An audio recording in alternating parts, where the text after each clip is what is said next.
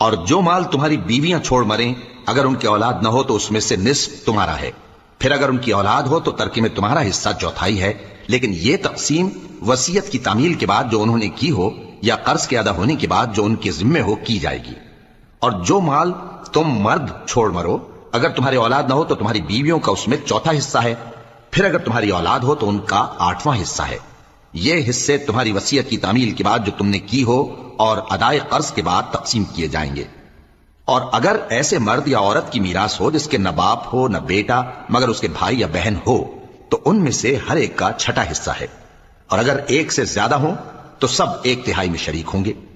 یہ حصے بھی بعد ادائے وصیت و قرض بشرطے کہ ان سے میت نے کسی کا نقصان نہ کیا ہو تقسیم کیے جائیں گے۔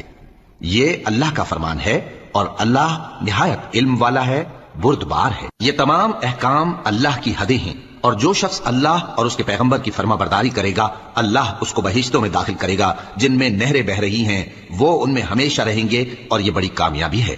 اور جو اللہ اور اس کے رسول کی نافرمانی کرے گا اور اس کی حدوں سے نکل جائے گا اس کو اللہ دوزخ میں ڈالے گا جہاں وہ ہمیشہ رہے گا، اور اس کو ذلت کا عذاب ہوگا۔